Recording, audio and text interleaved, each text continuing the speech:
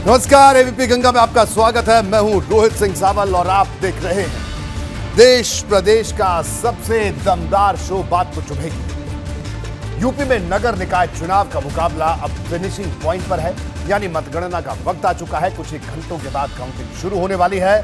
सुबह 8 बजे से इसकी शुरुआत हो जाएगी। एबीपी गंगा पर आपको पल पल का अपडेट हम देंगे। कल आपके टीवी स्क्रीन पर वोट क्रांति होने जा रही है। आप एक साथ यूपी के निकाय चुनाव, विधानसभा उपचुनाव और कर्नाटक विधानसभा चुनाव के नतीजे देखेंगे। चाहे नगर निगम की मतगणना हो या फिर नगर पालिका परिषद और नगर पंचायत, हर काउंटिंग सेंटर से आप तक एबीपी गंगा सबसे तेज रुझान और नतीजे पहुंचाएगा। यूपी में चुनाव मतलब एबीपी गंगा की रवायत हम एक बार फिर निभाएंगे और इस उत्सव से जुड़ी हर तस्वीर आपको दिखाएंगे। चुनावी कवरेज के लिए एबीपी गंगा की पूरी टीम शिद्दत से जुटी है और मुझे उम्मीद है कि हम आपकी उम्मीदों पर खरा उतरेंगे। सबसे बड़ी चुनावी रणभूमि होने के नाते उत्तर प्रदेश पर पूरे देश की नजरें टिकी रहती हैं और यही वक्त है हम पत्रकारों की जिम्मेदारियां कहीं बड़ी हो जाती हैं। तो कल सुबह 6 बजे से आप सबसे तेज नतीजे के लिए एबीपी गंगा की महाकवरेज विजय तिलक का हिस्सा बनने के लिए तैयार हो जाएं। फिलहाल शुरू करते हैं बात तो चुभेगी में सियासत की सबसे चुभने वाली खबरों का सिलसिला। तो आप बने रहिए मेरे साथ और देखते रहिए बात तो चुभेगी।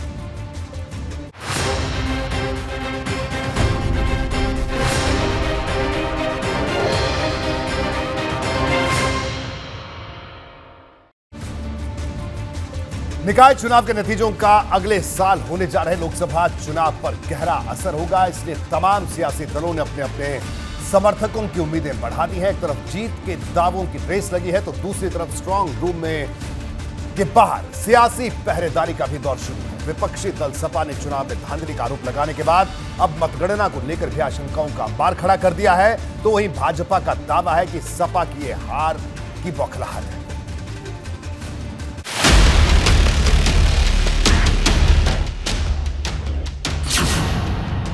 निकाय की महापरीक्षा का परिणाम काल।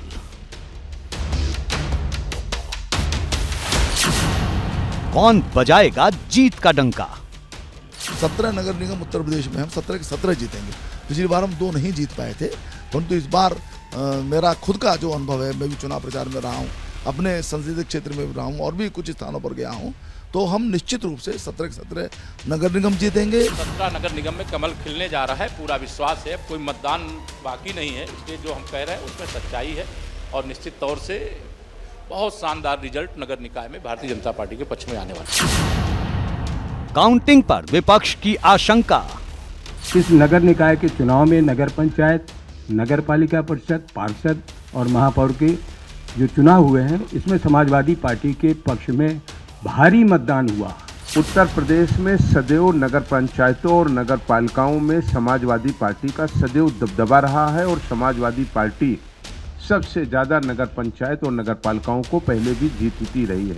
एक तरफा प्रचंड बहुमत के साथ उत्तर प्रदेश के अंदर मोदी योगी के नेतृत्व में, प्रदेश अध्यक्ष के नेतृत्व में अच्छा परफॉर्मेंस होगा।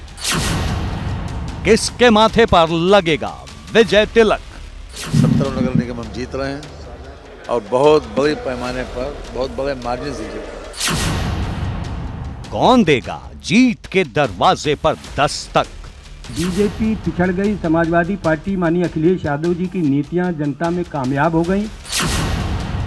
दंगल अलार्म का आखिरी काउंटडाउन।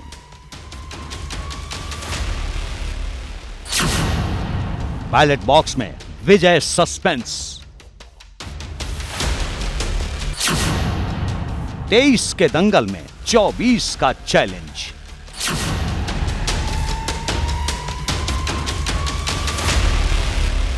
बात तो चुभेगी। चुनाव की पूरी प्रक्रिया मतगणना पर आकर पूर्ण विराम लेती है, लेकिन यहां से शुरू होता है एक नया सफर। यह सफर सत्ता की नई कमान का होता है, इसलिए शहरों की सरकार के चुनाव के लिहाज से कल का दिन बेहद अहम होगा। 17 नगर निगमों को नए मेयर मिलेंगे तो नगर पालिका परिषदों और नगर पंचायतों के मुखिया के नाम का भी ऐलान हो जाएगा। हर वार्ड में नतीजे को लेकर तमाम खेमे में सस्पेंस का माहौल है और ये चुनावी नतीजे के आखिरी दौर तक जारी रहने वाला है। कल का दिन जबरदस्त सियासत का भी होगा, जिसका इशारा अभी से सामने आ रहा है।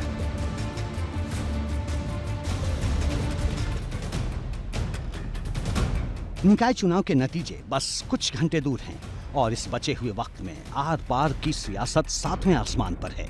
मतदान में धांधली के आरोप लगा रही समाजवादी पार्टी ने अब मतगणना को लेकर आशंका जता दी है। एक संशोधित आदेश भेजा गया जिसमें इस बात का जिक्र नहीं किया गया है, मात्र ये लिख दिया गया है कि प्रत्याशियों को मिले मतों को टेबलिंग करके और घोषित किया जाएगा। इसमें संदेह भी हो रहा है और निश्चित रूप से ऐसा प्रतीत हो रहा है कि जो राज्य निर्वाचन आयोग की नियमावली में स्पष्ट रूप से ये व्यवस्था थी कि प्रत्येक चक्र की घोषणा की जाएगी, ब्लैक बोर्ड में अंकित किया जाएगा, ध्वनि विस्तारक यंत्र से उसे लोगों को बिना दूसरे राउंड को शुरू किए हुए लोगों को बताया जाएगा। समाजवादी पार्टी के प्रदेश अध्यक्ष नरेश उत्तम पटेल ने भी गंभीर आशंका जताई, भाजपा पर सरकारी मशीनरी के दुरुपयोग का आरोप लगा डाला। इस नगर निकाय के चुनाव में नगर पंचायत, नगर पालिका परिषद, पार्षद और महापौर के जो चुनाव हुए हैं, इसमें समाजवादी पार्टी के पक्ष में भारी मतदान हुआ। इस बात को जब प्रथम चरण में सरकार ने जानकारी ली कि हमारे खिलाफ मामला जा रहा है, तो द्वितीय चरण में उग्र रूप धारण कर लिया मुख्यमंत्री जी ने, और मुख्यमंत्री जी के निर्देशों के अनुसार लगातार जिले के कुछ अधिकारी, कुछ कर्मचारी लगाए गए कि रोको समाजवादी पार्टी आने जा रही, जो हम डबल इंजन की सरकार को ट्रिपल इंजन बनाने जा रहे हैं, वो ट्रिपल इंजन बनाने से रोक रहे हैं। सपा की तरफ से उठाए जा रहे सवालों के बीच राज्य निर्वाचन आयोग ने मतगणना को लेकर आदेश जारी कर दिए। इसमें सपा की तमाम मांगे मान ली गई हैं। ताजा निर्देश के मुताबिक पीठासीन अधिकारी बैलेट बॉक्स से निकाले गए बैलेट पेपर की पूरी संख्या तय जगह पर दर्ज करेंगे। हर उम्मीदवार के संबंध में अवैध और अस्वीकृत बैलेट के आंकड़ों को जोड़ा जाएगा। हर राउंड की काउंटिंग खत्म होने के फौरन बाद लाउड स्पीकर से इसकी घोषणा की जाएगी कि किसे कितने वोट मिले। 2-2 घंटे के अंतराल पर काउंटिंग की प्रगति की घोषणा की जाएगी। काउंटिंग के अपडेट की घोषणा करने वाला कर्मचारी रिटर्निंग ऑफिसर के अंदर काम करेगा। संयुक्त निर्वाचन आयुक्त सुधा वर्मा का ये आदेश तमाम जिला मजिस्ट्रेट और जिला निर्वाचन अधिकारियों को भेज दिया गया है। उधर भाजपा सपा के आरोपों पर पलटवार करते हुए हमलावर है। शहर की जनता को योगी आदित्यनाथ जी पे, परम आदरणीय मोदी जी पे अपार विश्वास है। भारतीय जनता पार्टी की नीति पे अपार विश्वास है। इन दोनों नेताओं की निष्ठा पे, नियत पे अपार विश्वास है। भारतीय जनता पार्टी की अभूतपूर्व जीत होगी। सुबह 8 बजे से शुरू होने वाली मतगणना का अब सबको इंतजार है, जिसकी एबीपी गंगा पर आप पल पल के अपडेट के साथ महा कवरेज देख पाएंगे। एबीपी गंगा के लिए ब्यूरो रिपोर्ट।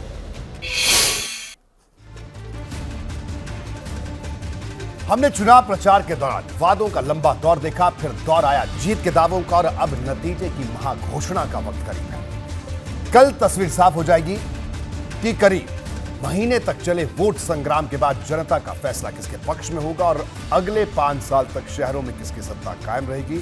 शनिवार को सुबह 8 बजे से मतगणना शुरू होगी, जिसके लिए अलग अलग जिलों में तैयारियां पूरी हैं।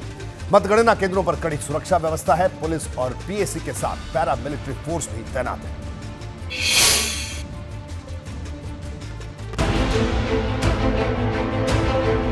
स्ट्रॉन्ग रूम के बाहर जबरदस्त पहरा है। वहीं काउंटिंग सेंटर पर मतों की गिनती के लिए काउंटर बनाए जा रहे हैं। हर जिले में तैयारी पूरी है। सबसे ज्यादा सुर्खियों में स्ट्रॉन्ग रूम है, जहां बैलेट बॉक्स रखे गए हैं। लखनऊ में स्ट्रॉन्ग सुरक्षा। राजधानी लखनऊ में निकाय चुनाव की वोटिंग के लिए सुरक्षा के पुख्ता बंदोबस्त किए गए हैं। लखनऊ में रमाबाई रैली स्थल पर काउंटिंग होनी है। यहाँ देर शाम तक मतगणना की सभी तैयारी पूरी कर ली गई। जिला निर्वाचन अधिकारी Suryapal Gangwar, joint police commissioner Upendra Agarwal ने खुद मौके पर पहुंचकर व्यवस्था का जायजा लिया। वाराणसी में सुरक्षा का तीसरा घेरा। मतगणना से पहले वाराणसी के पहाड़िया में बनाए गए स्ट्रॉन्ग रूम को किले में तब्दील कर दिया गया है। निगरानी के लिए सीसीटीवी कैमरे लगाए गए हैं। वाराणसी में नगर निगम के 100 वार्ड की काउंटिंग के लिए 50 काउंटर बनाए गए हैं। 50 काउंटर पर महापौर और पार्षदों के वोट की काउंटिंग होगी। मतगणना स्थल पर 3 एएसपी, 3 डिप्टी एसपी और 19 थाना प्रभारी की ड्यूटी लगाई गई है। जनपद में 2 स्थानों पर मतगणना होनी है। एक वाराणसी जो नगर निगम वाला क्षेत्र है, इसकी मतगणना पहाड़िया मंडी में होनी है। इसके अलावा नगर पंचायत गंगापुर की मतगणना राजा तालाब तहसील में होगी। दोनों स्थानों पर मतगणना के लिए पूरी तैयारी हो चुकी है। आगरा में मतगणना की महातैयारी। ताजनगरी में मतगणना से पहले ही सियासी हलचल बढ़ गई है। पुलिसकर्मी के अलावा बसपा कार्यकर्ता भी स्ट्रांग रूम के बाहर डटे हुए हैं। बसपा कार्यकर्ता 8-8 घंटे की शिफ्ट में स्ट्रांग रूम की पहरेदारी कर रहे हैं। वहीं पुलिस की ओर से भी स्ट्रांग रूम की कड़ी निगरानी की जा रही है। आगरा में शाहदरा मंडी स्थल पर काउंटिंग होगी। मतगणना के लिए 60 काउंटर बनाए गए हैं। आगरा नगर निगम समेत 13 नगर निकायों के जो प्रत्याशी हैं उनकी भाग्य का फैसला कल होना है। शाहदरा मंडी समिति स्थल में मौजूद हूँ। यही मतगणना संपन्न होनी है। सुबह 8 बजे से मतगणना कार्मिक लगातार मतों की गिनती करना शुरू कर देंगे। फिर वो नगर निगम और पार्षद प्रत्याशियों की ईवीएम के जरिए मतगणना हो या नगर पंचायत नगर पालिका प्रत्याशियों की बैलेट जो पेपर है। मेरठ में सुरक्षा का अभेद्य घेरा। मेरठ के परतापुर कताई मिल में मतगणना होगी। इसकी तैयारी कमोबेश पूरी हो चुकी है। स्ट्रांग रूम को छावनी में तब्दील कर दिया गया है। मेरठ में नगर निगम महापौर और वार्ड की गिनती एक साथ होगी, जबकि मेरठ जिले की नगर पालिका और नगर पंचायतों की काउंटिंग के लिए अलग बंदोबस्त किया गया है। जिस ईवीएम में प्रत्याशियों की किस्मत कैद है, उन ईवीएम की सुरक्षा कैसे हो रही है ये यहाँ पर आप देख लीजिए। परतापुर कताई मिल की ये तस्वीरें हैं और इसी स्ट्रांग रूम में जो ईवीएम है वो यहाँ पर रखी गई हैं। सुरक्षा का पहरा है। ये पुलिसकर्मी रात दिन यहाँ पर डटे हैं, जुटे हैं और पूरी जो मतगणना है वो कल होने के बाद तस्वीर साफ हो जाएगी कि कौन जीतेगा कौन हारेगा। लेकिन आप ये देखिए कि लगातार यहाँ पुलिसकर्मियों की जो ड्यूटी है वो लगाई गई है। एक ऐसा यहाँ पर परमिसेस घोषित कर दिया गया है कि उससे आगे बिना पुलिस की मर्जी के परिंदा भी पर नहीं मार पाएगा। कानपुर में काउंटिंग डे की महातैयारी। कानपुर में नौबस्ता गली मंडी में ईवीएम को रखा गया है। यहाँ 22 स्ट्रांग रूम बनाए गए हैं, जिनकी सुरक्षा के लिए पुलिस और पीएसी के जवानों की तैनाती की गई है। सीसीटीवी के जरिए भी नजर रखी जा रही है, क्योंकि स्ट्रांग रूम के अंदर रखी गई ईवीएम से ही तय होगा कि कानपुर शहर की सत्ता पर कौन काबिज हो। कानपुर की नौबस्ता गल्ला मंडी में हम मौजूद हैं, जहां पर पोल्ड ईवीएम्स को रखा गया है और उसके लिए सुरक्षा का कड़ा घेरा भी देखने को मिल रहा है। कानपुर पुलिस और पीएसी के जवान यहां पर मुस्तैद हैं। ये स्ट्रांग रूम की तस्वीर हम दिखा रहे हैं, जहां पर पुलिस और पीएसी के जवान ये पोल्ड ईवीएम्स की सुरक्षा में लगे हुए हैं। संगम नगरी में स्ट्रांग सुरक्षा। ये प्रयागराज के शहर संग्राम के निर्णायक राउंड की तैयारियों की तस्वीरें हैं। जिले के 1 नगर निगम और 8 नगर पंचायतों की काउंटिंग के लिए सभी तैयारियां पूरी हो चुकी हैं। प्रयागराज नगर निगम की मतगणना मुंडेरा मंडी में होगी। वहीं नगर पंचायतों की गिनती अलग अलग तहसील और कॉलेज परिसरों में होगी। मुंडेरा मंडी स्थल पर नगर निगम की मतगणना के लिए 112 टेबल लगाए गए हैं। मतगणना की निगरानी के लिए सीसीटीवी का बंदोबस्त किया गया है। नगर निगम में जो मतदान वो ईवीएम के माध्यम से हुआ है। 8 बजे सुबह हमारे स्ट्रांग रूम ओपन हो जाएंगे और 8 ही बजे हम लोगों की यहाँ ईवीएम से मतगणना शुरू हो जाएगी। हम पोस्टल बैलेट की और ईवीएम की मतगणना को साथ साथ शुरू करा देंगे और स्ट्रांग रूम को प्रत्याशी और उनके एजेंट की उपस्थिति में खोला जाकर हम मतगणना को शुरू कराएंगे। कुल हमारी 112 टेबल से ईवीएम की मतगणना के लिए और 17 टेबल से हमारी पोस्टल बैलेट की मतगणना के लिए। प्रयागराज में किसी भी स्थिति से निपटने के लिए पुलिस, पीएसी और पैरामिलिट्री फोर्स की तैनाती की गई है। नगर निगम के 100 वार्डों और मेयर के वोटों की गिनती प्रयागराज के मुंडेरा मंडी परिसर में होगी। उसके लिए खास इंतजाम यहाँ पर किए गए हैं। कुल 112 टेबल लगाई जाएगी। 112 टेबल पर ईवीएम और पोस्टल बैलेट दोनों की गिनती एक साथ की जाएगी। इस वक्त हम मुंडेरा मंडी परिसर में ही मौजूद हैं, जहाँ आप देख सकते हैं जो जिले के बड़े पुलिस और प्रशासनिक अधिकारी हैं वो यहाँ पर तैयारियों का जायजा लेने के लिए आए हुए हैं। कुल मिलाकर कहें तो प्रशासन ने अपने स्तर पर सभी तैयारियां पूरी कर ली हैं। अब इंतजार मतगणना का है। एबीपी गंगा के लिए आगरा से नितिन उपाध्याय, मेरठ से संग शर्मा, कानपुर से रतीश त्रिवेदी और प्रयागराज से मोहम्मद मोइन के साथ ब्यूरो रिपोर्ट। इस वक्त सबकी नजरें स्ट्रांग रूम पर टिकी हैं, जहां ईवीएम और बैलेट बॉक्स रखे हैं। कल इसी से चुनाव का फैसला बाहर आना है। इस वक्त हमारे 3 संवाददाता मेरे साथ मौजूद हैं। शैलेश अरोड़ा लखनऊ से हमारे साथ जुड़े हैं, नितिन उपाध्याय आगरा से और उबैदुर रहमान मुरादाबाद से हमारे साथ जुड़े हैं।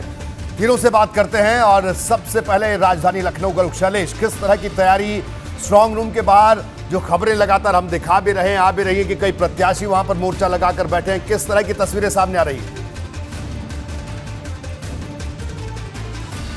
बिल्कुल रोहित जी, इस समय देखिए हम रमाबाई अंबेडकर मैदान के बाहर मौजूद हैं, जहां पर जो सबसे मेन काउंटिंग सेंटर हम बोल सकते हैं, क्योंकि जो महापौर के लिए वोट गिने जाएंगे, जो पार्षदों के लिए जो 110 वार्ड है लखनऊ में उनके वोट गिने जाएंगे, उनकी काउंटिंग यही रमाबाई अंबेडकर मैदान में होगी। और सुबह से अगर हम बात करें, देखिए 2 बार तो मैंने खुद देखा कि लखनऊ के जो डीएम है, जिला निर्वाचन अधिकारी सूर्यपाल गंगवार, वो यहाँ पर आए, पुलिस कमिश्नर एसपी शिरोडकर, जेसीपीएलओ, ये लोग आए। और इस समय भी देखिए जो लखनऊ के एडीएम है अमित जी यहाँ पर इस समय मौजूद है, बात करते हैं उनसे। अभी अंदर निरीक्षण करते जी। सर, जानना चाहेंगे अंदर किस तरह की एडीएम साहब तैयारी है, क्या व्यवस्था की? अंदर लखनऊ जनपद लखनऊ नगर निगम के सभी 8 जोन की जोन वाइज व्यवस्था की गई है और उस जोन के अंतर्गत जितने भी वार्ड हैं उन वार्डों के लिए 2-2 हमारी टेबल लगाई गई हैं। एक टेबल पे पार्षद का मत और दूसरे पे हमारे मेयर के मत की गणना होगी और समस्त 110 वार्ड की गणना एक ही साथ सुबह प्रारंभ होगी सभी 8 जोन में। जिस जोन में जितने वार्ड है उतने टेबल्स पे सभी जोन के प्रथम बूथ, फिर अगले राउंड में दूसरा बूथ, ऐसे करके राउंड वाइज गणना प्रारंभ होगी। हम चाहेंगे आप चलें और एक बार दिखाएं अंदर, क्योंकि हम देख पा रहे हैं यहाँ से तैयारी, काफ़ी पुलिस बल भी लगाया है, आप लोगों ने भी प्रशासन की तरफ से काफ़ी व्यवस्थाएं की है। एसी लगे हुए सर काउंटिंग सेंटर पे पहली बार दिखा? गर्मी को देखते हुए व्यवस्था की गई है कि मतदान में लगे कार्मिकों को पूरे दिन चूँकि काउंटिंग होनी है, एक शिफ्ट की ड्यूटी है, जब तक हमारी काउंटिंग पूरी न हो जाए तब तक उन लोगों को काउंटिंग संपन्न करनी है, तो उनको सुविधा देने के लिहाज से ये व्यवस्था की गई है कि अच्छे से काउंटिंग संपन्न हो सके। ईवीएम की सुरक्षा की अगर बात की जाए, स्ट्रांग रूम पे समय सीसीटीवी तो दिख रहे हैं, और किस तरह का पहरा? ईवीएम पे पूरी पर्याप्त फोर्स भी यहाँ लगाई गई है और सीसीटीवी कैमरा जिसकी रिकॉर्डिंग होल टाइम हो रही है और पूरी 24 घंटे की कंप्लीट ड्यूटी है।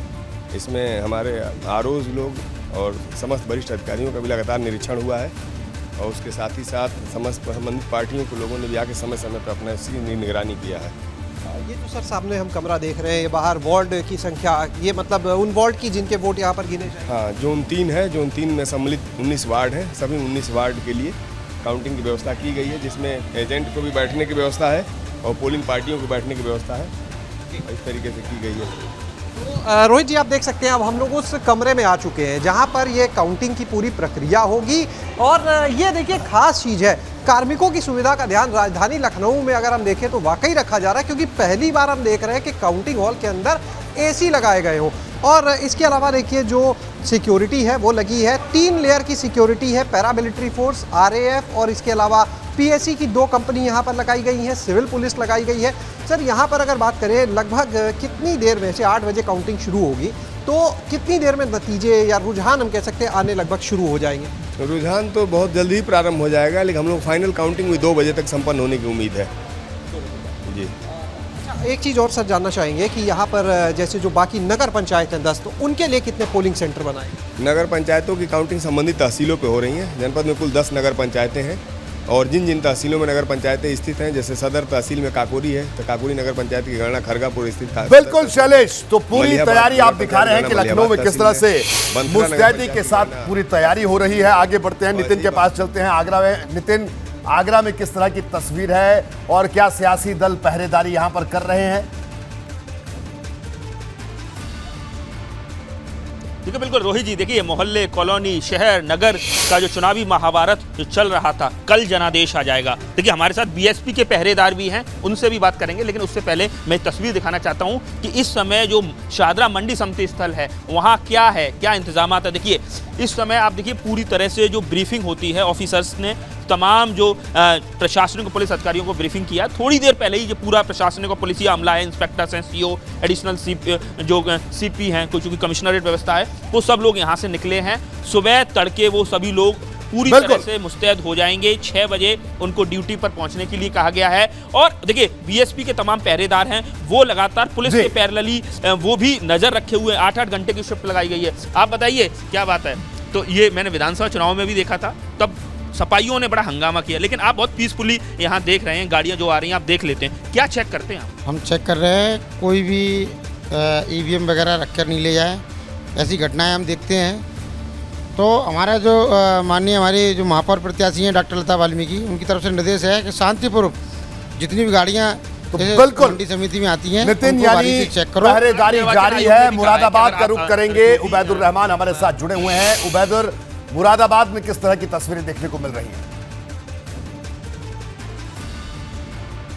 जी रोहित जी, हम इस वक्त स्ट्रांग रूम के बाहर हैं। ये मंडी समिति है और यहाँ पर ईवीएम रखी हुई है और जो नगर पंचायतें और नगर पालिका के बैलेट पेपर हैं वो बॉक्स रखे हुए हैं और इसकी निगरानी जो है हम आपको दिखाना चाहेंगे कि जो सीसीटीवी कैमरा जो है वो लगा हुआ है। 24 घंटे सीसीटीवी कैमरे से निगरानी की जा रही है। इसके अलावा पुलिस और पैरामिलिट्री फोर्सेस के जो अधिकारी हैं वो लगे हुए हैं। कैमरे के अंदर हर चीज़, हर पल की निगरानी हो रही है और साथ ही साथ यहाँ पर आने वाला कोई भी सामग्री जो है उसको पहले प्रॉपर वे में चेक करते हैं। राजनीतिक दलों के जो निगरानी एजेंट हैं वो भी यहाँ पर खड़े हुए हैं, हमारे साथ मौजूद हैं। और जो ये मीडिया सेंटर बनाया गया है, सुबह जब काउंटिंग शुरू होगी, अब से लगभग 11 घंटे के लगभग का समय बचा है, तो तब यहाँ पर और भीड़ दिखेगी। लेकिन यहाँ पर जो निगरानी अभिकर्ता खड़े हुए हैं ये चेक करते हैं। कोई भी चीज़ आती है क्या, किस तरह से आप चेक करते हैं और क्या यहाँ की स्थिति है? कुछ नहीं सर, हमें कुछ भी ऐसा लगता है कि कुछ सामान्य मतलब कुछ ऐसा गलत हो सकता है तो हम उसको चेक करते हैं। उसके साथ में प्रशासन से हमें सबसे पूरी अनुमति मिली हुई है। कार्ड हमारे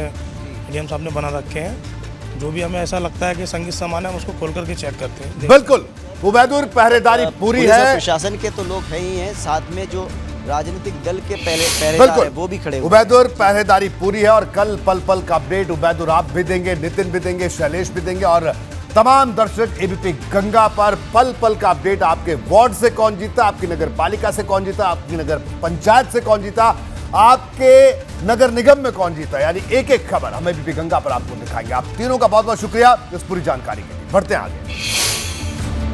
यूं तो फिल्म द केरला स्टोरी दक्षिण भारत के राज्य केरल में धर्मांतरण और लव जिहाद के दावों पर आधारित है, लेकिन इस पर यूपी में सियासत गर्म है। फिल्म के बहाने 2024 के लोकसभा चुनाव की सियासी पटकथा लिखने की बात हो रही है। आज लखनऊ में लोक भवन में फिल्म की स्क्रीनिंग की गई। इस दौरान सीएम योगी आदित्यनाथ अपने तमाम मंत्रियों के साथ फिल्म देखने पहुंचे। स्क्रीनिंग के मौके पर भाजपा महिला मोर्चा की पदाधिकारी भी वहां मौजूद थी। उधर विपक्षी दलों ने इस मुद्दे पर भारतीय जनता पार्टी पर तीखा तंज कसा।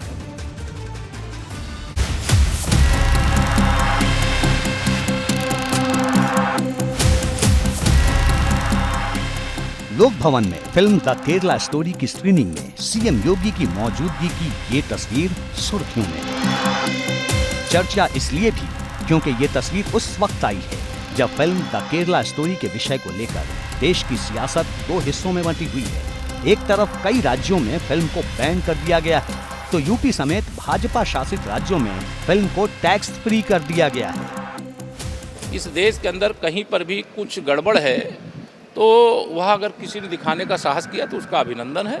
और हम सरकार के सभी मंत्री परिषद के हमारे सब साथी भी आज देखेंगे और इस प्रकार की फिल्मों का फिल्मांकन करना बहुत बड़ी बात है, बहुत अच्छी बात है।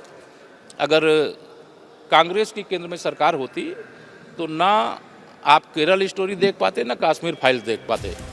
लोक भवन में फिल्म की स्क्रीनिंग के दौरान सीएम योगी के अलावा राज्य सरकार के मंत्री मौजूद थे। भाजपा महिला मोर्चा के पदाधिकारी और सदस्य भी मौजूद थे। कॉलेज में पढ़ने वाली छात्राओं को भी बुलाया गया था।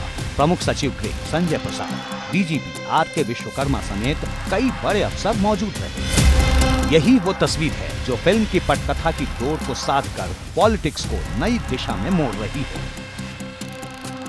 ये वास्तविक जो घटनाओं पर आधारित ये फिल्म है और ये सब देखने से आने वाले समय के बच्चे भी सतर्क होंगे। लोग किसी के मकड़ जाल में नहीं फंसेंगे। एक संदेश है और किसी कलाकारों पर प्रतिबंध लगाना भी उचित नहीं है और फिल्म पर भी उचित नहीं है। एक समाज में संदेश जाएगा, इस पर किसी सरकार को किसी प्रकार का प्रतिबंध नहीं। योगी सरकार को हम लोग बधाई देते हैं कि यहाँ पर फ्री भी और सभी लोगों को सभी सादर आमंत्रित भी आए। आप भी देख सकते हैं।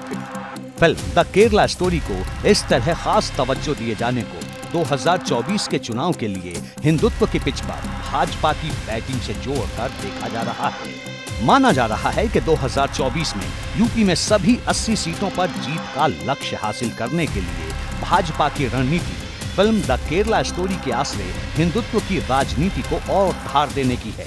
क्योंकि फिल्म द केरला स्टोरी धर्मांतरण के मुद्दे पर आधारित है।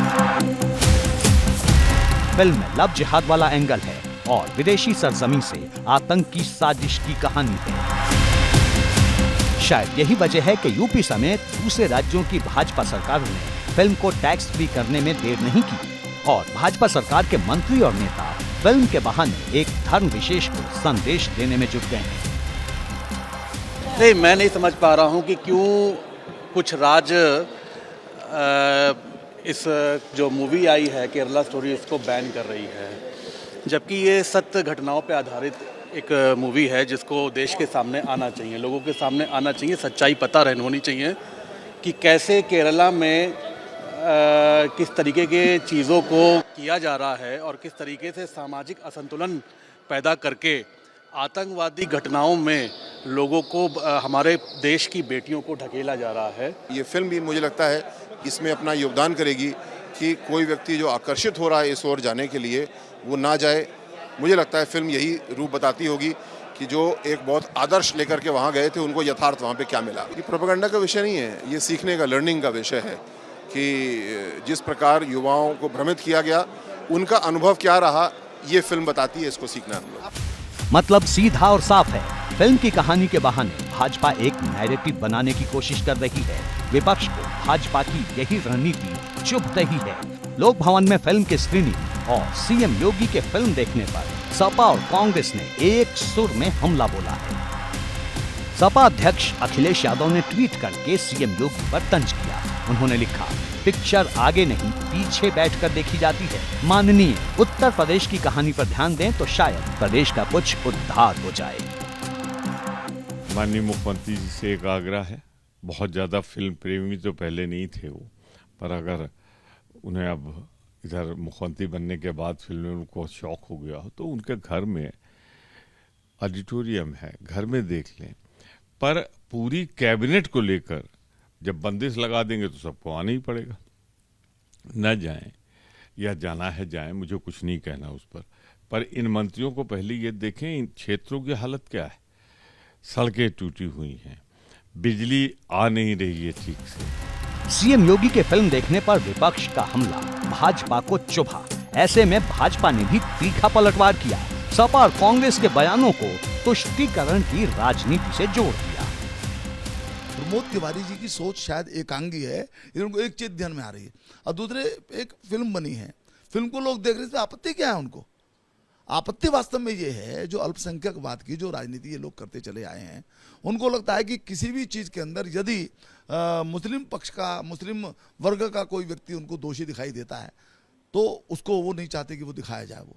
और यही कारण था कि पूरा उत्तर प्रदेश एक प्रकार की सांप्रदायिक राजनीति का शिकार होता चला गया। इधर पश्चिम बंगाल और तमिलनाडु में फिल्म द केरला स्टोरी को बैन करने पर सुप्रीम कोर्ट ने दोनों राज्यों को नोटिस जारी कर जवाब तलब किया है।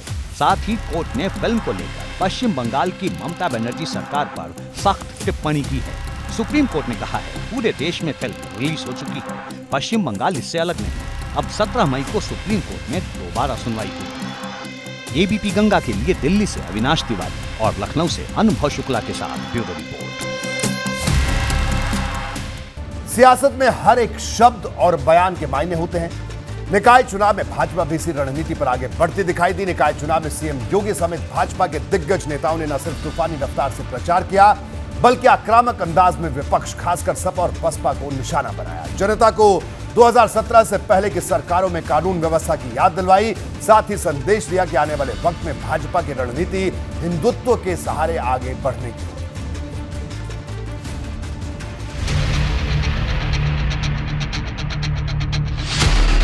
निकाय चुनाव के नतीजों के बाद क्या होगा भाजपा का अगला मिशन? इस सवाल का जवाब तभी से मिलने लगा था जब सीएम योगी ने सभी 17 नगर निगमों में धुआंधार प्रचार किया। एक दिन में 3 से 4 प्रचार सभाएं की, राज्य का कोना कोना नाप डाला। भाजपा 2017 से ही राज्य की सत्ता में है। दोबारा 2022 में भी जनता ने उसे कमान सौंपी। कहने को तो विपक्ष के पास भाजपा पर हमले के लिए मुद्दों की कमी नहीं, लेकिन प्रचार अभियान के दौरान भाजपा का अंदाज कहीं ज्यादा आक्रामक दिखा। यूपी में सब और यूपी को चंगा बनाए रखने के लिए तीसरी नगरीय निकायों की सरकार भी डबल इंजन की सरकार के साथ तारतम्य बना करके सीएम योगी ने बार बार प्रचार के दौरान 2017 के पहले की सरकारों का जिक्र किया, मतलब सीधे निशाने पर सपा रही। मुख्यमंत्री योगी जहां भी गए सपा पर हमले की धार बनी रही। ये सपा के साथ ही उसके गठबंधन के सहयोगियों पर भी अपने तरकश से चुभने वाले तीरों की बरसात करते रहे। 50 से भी ज्यादा सभाओं का एजेंडा करीब करीब एक तरह का था। सपा और लोकदल तो केवल अवसरवादी गठबंधन ही नहीं है, ये अराजकतावादी गठबंधन भी है, हर अराजकता की जड़ भी है। अब सवाल है कि क्या ऐसा करके मुख्यमंत्री योगी ने 2024 के लोकसभा चुनाव का एजेंडा पहले ही सेट कर दिया है, और क्या अब निकाय चुनाव के नतीजों के बाद इससे भी बड़ी तैयारी है? इस सवाल का जवाब हासिल करने के लिए एबीपी गंगा ने भाजपा के प्रदेश महामंत्री राम प्रताप सिंह चौहान से बात की। उन्होंने निकाय चुनाव में महाविजय का दावा करते हुए 2024 की रणनीतिक राह का इशारा भी दे दिया। इस बार इतिहास लिखेंगे हम लोग, नगर निगम में, नगर पालिका और नगर पंचायतों में भी बहुत बड़ी संख्या में जीत हो रही है। 2017 से काफ़ी बड़ी जीत इस बार हम लोग को मिलने वाली है, क्योंकि हम लोगों ने अन्य स्तर से भी अपने कार्यकर्ताओं को स्तर के अलावा अन्य स्तरों से भी उसकी जानकारी कराई है। उसमें हर जगह पॉजिटिव ही आया है। तो मुझे लगता है कि समाजवादी पार्टी और बहुजन समाज पार्टी शायद नगर निगम में खाता भी ना खोल पाए। जी हाँ, भाजपा के पूरे चुनावी अभियान का मिशन सिर्फ एक है, और वो है सपा और बसपा की चुनौती का सफाया करना। दावा है कि इसके बाद लोकसभा चुनाव में 80 में से 80 सीटें जीतने का अभियान और रफ्तार पकड़ेगा। लोगों ने बिल्कुल, हम तो यही चाहते हैं कि जिस दिन परिणाम आए उसका पूरा प्रयास हम करके दिखाएंगे कि जब मोदी जी के गले में कमल के फूल की माला पड़ेगी तो उसमें 80 कमल के फूल उत्तर प्रदेश से हों। उत्तर प्रदेश में नगर निकाय के इस चुनाव के दौरान सीएम योगी ने कई नारे दिए, कई इशारे किए, और सबका लब्बो-लुआब यही है कि ये सारा प्रचार 2024 की तैयारी का बड़ा हिस्सा था। 2024 में भाजपा के लिए यूपी की रणभूमि में ज्यादा से ज्यादा सीटें जीतने के रिकॉर्ड को कायम रखने की चुनौती होगी, क्योंकि दिन ब दिन विपक्षी खेमे में भाजपा के खिलाफ एकजुटता बढ़ती जा रही है। हमारा कार्यकर्ता तो 365 दिन 24 घंटे और सप्ताह के 7वें दिन काम करता है। जो भी निर्देश, दिशा निर्देश होता है संगठन का, राष्ट्रीय नेतृत्व का, उसके हिसाब से फिर प्रदेश नेतृत्व तो निचले स्तर तक सारी बातें जाती हैं। और हम लोग कोई आराम तलब लोग नहीं हैं कि आज हो गया तो फिर कर आराम करें। जो भी संगठन का निर्देश होता है उसको भारतीय जनता पार्टी का कार्यकर्ता उसको प्रयास करता है कि मैं 100% उस पर खरा उतरूं। अब आने वाले दिनों में यूपी की रणभूमि में पीएम मोदी से लेकर गृह मंत्री अमित शाह के दौरे तेज होने वाले हैं। धीरे धीरे 2024 के चुनाव प्रचार की आंधी बवंडर का रूप लेती दिखेगी, और इस पर 2023 के इस नगर निकाय चुनाव के आने वाले नतीजों का गहरा असर होगा। एबीपी गंगा के लिए लखनऊ से अनुभव शुक्ला के साथ ब्यूरो रिपोर्ट। आज इलाहाबाद हाईकोर्ट से बड़ी खबर आई। अदालत ने वाराणसी के ज्ञानवापी मस्जिद और श्रृंगार गौरी से जुड़े मामले में अहम आदेश दिया। हाईकोर्ट ने वाराणसी के विवादित ज्ञानवापी परिसर में मिले कथित शिवलिंग के वैज्ञानिक सर्वे का आदेश दिया है। आर्कियोलॉजिकल सर्वे ऑफ इंडिया को इस सर्वेक्षण का निर्देश दिया गया है। शर्त है कि कथित शिवलिंग को वैज्ञानिक परीक्षण में कोई नुकसान न पहुंचे। इलाहाबाद हाईकोर्ट की देहरी से आज जो आदेश आया उसने काशी से लेकर लखनऊ और दिल्ली तक सरगर्मी बढ़ा दी। वाराणसी के विवादित ज्ञानवापी परिसर में कोर्ट कमीशन के सर्वे के दौरान जो विशाल काला पत्थर मिला था, जिसे हिंदू पक्ष ने शिवलिंग बताते हुए इसकी वैज्ञानिक जांच की मांग की थी। हिंदू पक्ष ने गुहार लगाई थी कि अदालत कथित शिवलिंग की कार्बन डेटिंग जांच के आदेश दे। अब वैज्ञानिक सर्वे की मांग पर इलाहाबाद हाईकोर्ट ने मुहर लगा दी है। अदालत ने अपने ऑर्डर में कहा है कि कथित शिवलिंग का साइंटिफिक सर्वे करवाया जाए। आर्कियोलॉजिकल सर्वे ऑफ इंडिया को इसका सर्वेक्षण करना चाहिए। जांच के दौरान कथित शिवलिंग को किसी भी तरह का नुकसान न पहुंचे। सर्वे के दौरान एएसआई को ये पता करना होगा कि ये पत्थर कितना पुराना है। ये भी पता करना होगा कि ये वास्तव में पत्थर का शिवलिंग है या कुछ और। एएसआई की रिपोर्ट के आधार पे आज माननीय उच्च न्यायालय ने जिला जज वाराणसी का फैसला निरस्त कर दिया है। हमारी एप्लीकेशन 250 का अलाउ कर दी है और ये होल्ड कर दिया कि साइंटिफिक सर्वे हो सकता है और डिस्ट्रिक्ट जज महोदय के सामने एएसआई को डायरेक्ट किया है कि वो अपने वकील के थ्रू पेश हों और आगे की जो मॉडलिटीज़ हैं, कब कब कैसे कैसे सर्वे होना है, किस किस चरणों में होना है, वो सब जिला जज तय करेंगे 22 तारीख को। अब इलाहाबाद हाई कोर्ट ने वाराणसी के जिला जज के फैसले को बदल दिया है। इस मामले की सुनवाई जस्टिस अरविंद कुमार मिश्रा की सिंगल बेंच में हुई। दरअसल पिछले साल मई में कोर्ट कमीशन की कार्यवाही के दौरान ज्ञानवापी मस्जिद के वजू खाने से विशाल काला पत्थर बरामद हुआ था, जिसे हिंदू पक्ष ने शिवलिंग बताया था। हिंदू पक्ष की महिलाओं की तरफ से ये याचिका दाखिल की गई थी। इलाहाबाद हाई कोर्ट ने आर्कियोलॉजिकल सर्वे ऑफ इंडिया को साइंटिफिक सर्वे का आदेश तो दे दिया है, लेकिन सर्वे कब शुरू होगा और इसका क्या तरीका होगा, ये वाराणसी के जिला जज को तय करना होगा। वाराणसी के जिला जज की कोर्ट में इस मामले में 22 मई को सुनवाई होगी। इस मामले में गुरुवार को एएसआई ने सील बंद लिफाफे में अपनी रिपोर्ट पेश की थी। अब सबकी नजर एएसआई पर टिकी है, जिसकी वैज्ञानिक जांच की राम जन्मभूमि विवाद में भी बड़ी भूमिका रही थी। एबीपी गंगा के लिए प्रयागराज से मोहम्मद मोइन के साथ ब्यूरो रिपोर्ट। भाजपा सांसद और कुश्ती संघ के अध्यक्ष ब्रजभूषण शरण सिंह पर कार्रवाई होगी या नहीं, इस एक सवाल के बीच बड़ी खबर आई। दिल्ली पुलिस ने जांच के लिए स्पेशल जांच टीम यानी एसआईटी का गठन कर दिया है, जो ब्रजभूषण शरण सिंह पर लगे यौन शोषण के आरोपों की जांच करेगी। माना जा रहा है कि एसआईटी जल्द ही ब्रजभूषण शरण सिंह से पूछताछ कर सकती है। इस बीच दिल्ली पुलिस ने जांच की status report Rouse Avenue court को सौंप दी है।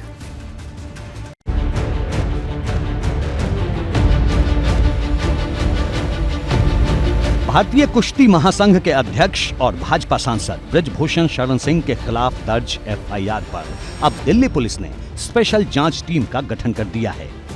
एसआईटी में महिला अधिकारियों को भी रखा गया है। इस बीच ब्रजभूषण शरण सिंह ने दिल्ली पुलिस को अपना बयान दिया है।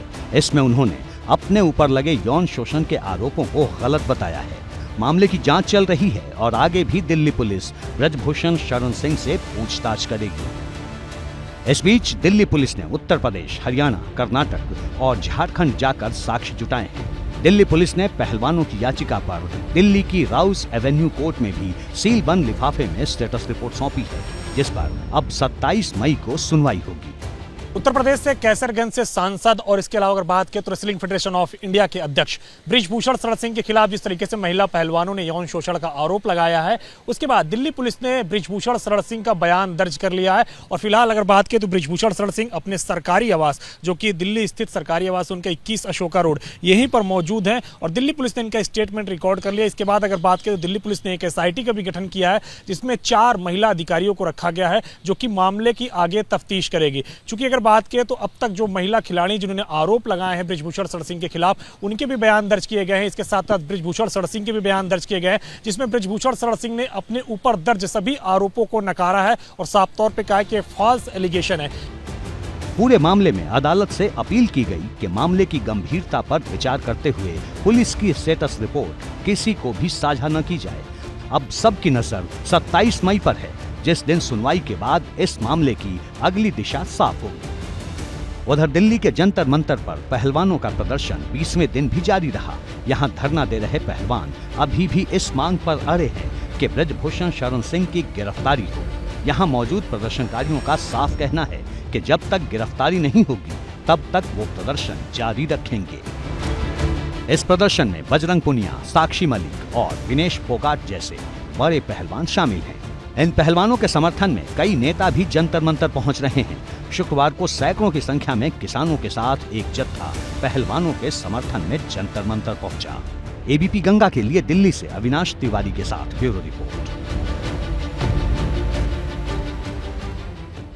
प्रयागराज में माफिया अतीक और अशरफ के अंत के बाद अब इनके कुनबे में दौलत को लेकर खींचतान शुरू होने को लेकर खबर है। जुर्म के काले कारोबार और अवैध वसूली के अतीक और अशरफ से अरबों का साम्राज्य खड़ा किया। अब इस संपत्ति पर कब्जे को लेकर शाइस्ता परवीन और उसकी देवरानी जैनब के बीच आर पार की जंग शुरू हो गई है। पुलिस सूत्रों के मुताबिक अतीक के वकील रहे सौलत हनीफ से पूछताछ में ये बात सामने आई है।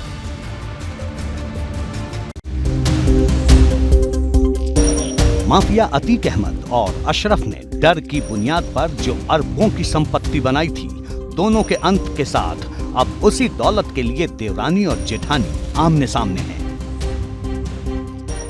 सूत्रों के मुताबिक माफिया अतीक अहमद और उसके भाई अशरफ की हत्या के बाद दोनों की पत्नियों के बीच जंग छिड़ गई है।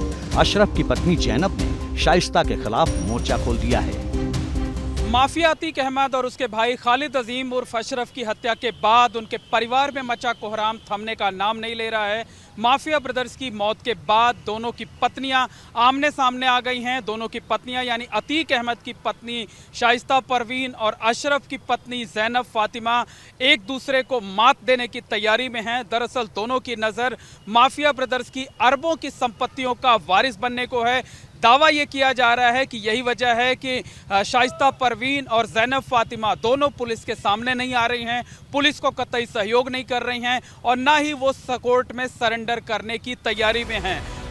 बताया जा रहा है कि अरबों की संपत्ति पर काबिज होने की ये जंग अतीक और अशरफ के जेल जाने के बाद से ही शुरू हो गई थी। उस वक्त से ही देवरानी जेठानी में तल्खियां बढ़ने लगी थी, यहाँ तक कि अशरफ की पत्नी अतीक का घर छोड़कर अपने मायके में रहने लगी थी। पर सिर्फ इतना है कि पूरी तस्वीर अब सामने आ रही है। जैनब और शाइस्ता परवीन के बीच तल्खी की सबसे बड़ी वजह यह है कि वसूली, जमीन और दूसरे कारोबार को पूरी तरह शाइस्ता संभालती थी। नतीजा सारे पैसे उसी के पास आते थे। ये बात अशरफ की पत्नी जैनब को बिल्कुल पसंद नहीं थी। बताया जा रहा है कि अरबों की संपत्ति पर कब्जा पाने के लिए ही शाइस्ता और जैनब ने सरेंडर नहीं किया है। दोनों के बीच ज्यादा से ज्यादा पैसे और संपत्ति हड़पने की होड़ लगी है। यह खुलासा पुलिस कस्टडी में अतीक के वकील खान सौलत हनीफ ने किया। वकील सौलत हनीफ ने दावा किया कि उमेश पाल शूटआउट केस के बाद भी शाइस्ता और जैनब दोनों ही वसूली के पैसों को लेकर उस पर दबाव बनाती थी। देवरानी जेठानी के बीच रिश्तों में खटास तकरीबन हर घर की कहानी है, लेकिन मामला अगर करोड़ों अरबों के साम्राज्य का वारिस बनने के हो तो बात किस हद तक बिगड़ सकती है इसका अंदाज़ा नहीं लगाया जा सकता। शाइस्ता और जैनब के रिश्ते भी बेहद ख़राब हो चुके हैं, लेकिन जो लड़ाई अभी घर की चार दीवारी के अंदर है, कल को अगर वो सड़क पर नज़र आने लगे या अदालत की दहलीज तक पहुंच जाए तो इसमें हैरानी कतई नहीं होनी चाहिए। अतीक के वकील रहे सौलत हनीफ ने पुलिस को बताया कि कुछ साल पहले शाइस्ता परवीन ने वसूली के तौर पर फॉर्च्यूनर कार ली थी। इससे जैनब खासी नाराज हुई थी। जैनब ने बरेली जेल फोन कर अशरफ से वैसी ही कार लेने की जिद की थी। उसके बाद अशरफ ने उसी बिल्डर से अपनी पत्नी जैनब को भी एक कार देने को कहा था। वकील सौलत हनीफ का दावा है कि शाइस्ता और जैनब दोनों ही बेहद महत्वाकांक्षी महिलाएं हैं।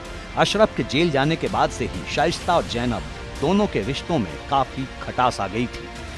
अतीक अहमद के वकील खान सौलत हनीफ ने देवरानी जेठानी के रिश्तों को लेकर पुलिस कस्टडी में तमाम चौंकाने वाले दावे किए हैं। सौलत हनीफ का कहना है कि शाइस्ता और जैनब दोनों ही बेहद महत्वाकांक्षी हैं। माफिया ब्रदर्स की मौत के बाद उनके अरबों के साम्राज्य का वारिस बनने की होड़ में ही वो ना तो पुलिस के सामने आ रही हैं और ना ही अभी सरेंडर करना चाहती हैं। सौलत हनीफ का ये भी दावा है कि अरबों के साम्राज्य के साथ साथ दोनों अलग अलग गिरोह भी चला सकती हैं। बताया जा रहा है कि संपत्ति पर काबिज होने और सरेंडर के लिए दोनों ने अलग अलग वकीलों से संपर्क भी किया है। ये भी कहा जा रहा है कि जैनब अपने पति अशरफ की हत्या के लिए अतीक के बेटे असद को जिम्मेदार मानती है। सौलत हनीफ ने दावा किया है कि जायदाद में बराबरी की हिस्सेदारी के लिए अशरफ की पत्नी जैनब कानून का सहारा भी ले सकती है। दोनों की तरफ से यानी देवरानी जेठानी की तरफ से अभी तक कोर्ट में सरेंडर की अर्जी भी दाखिल नहीं की गई है। दावा यह किया जा रहा है कि दोनों महिलाएं बेहद महत्वाकांक्षी हैं, बेहद लालची हैं और दोनों के रिश्तों के बीच बहुत पहले से ही खटास आ गई थी।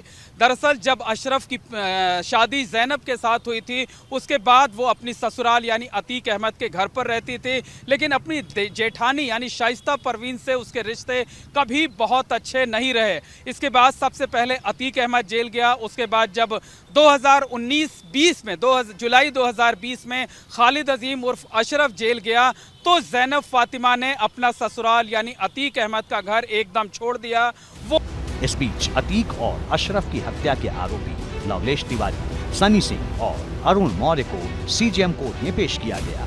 कोर्ट ने तीनों की न्यायिक हिरासत 14 दिन के लिए बढ़ा दी। एबीपी गंगा के लिए प्रयागराज से मोहम्मद मोइन की रिपोर्ट। उत्तराखंड में अवैध रूप से बनाई गई मजारों पर सीएम पुष्कर सिंह धामी के निर्देश के बाद बुलडोजर गरजने लगा है। आज देहरादून के प्रेम नगर में करीब 1 दर्जन मजारों को बुलडोजर ने ध्वस्त कर दिया। उत्तराखंड में अब तक 297 मजारों का ध्वस्त किया जा चुका है, जबकि अलग अलग क्षेत्रों में अवैध मजारों की पहचान जारी है।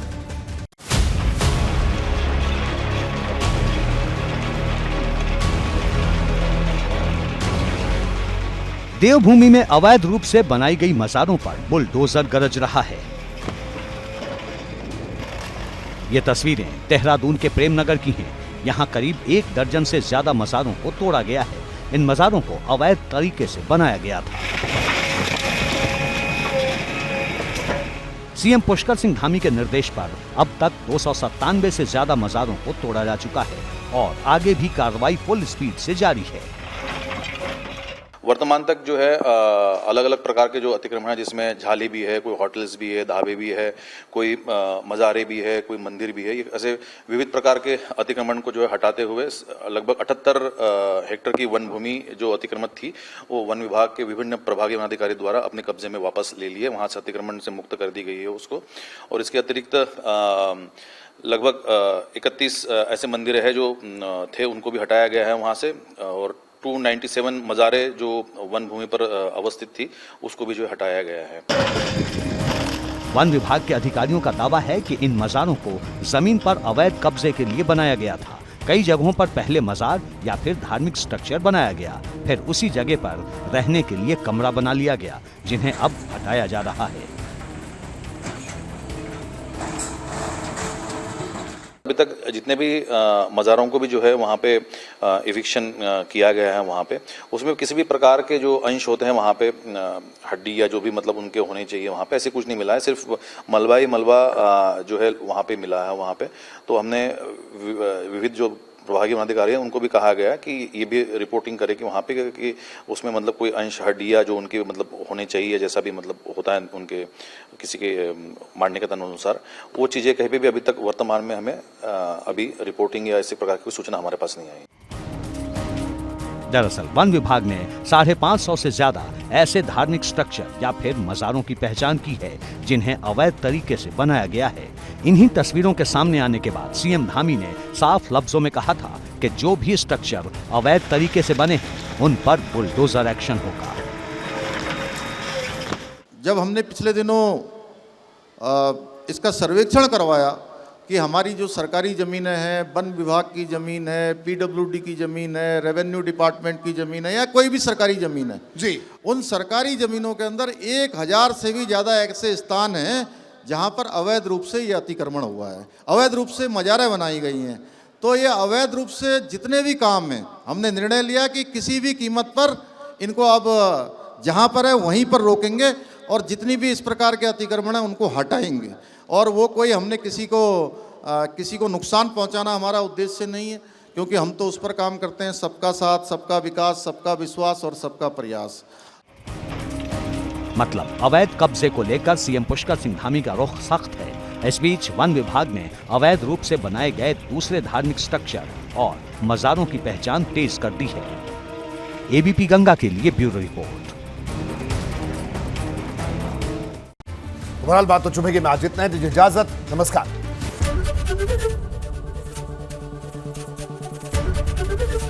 एबीपी गंगा, खबर आपकी, जुबान आपकी।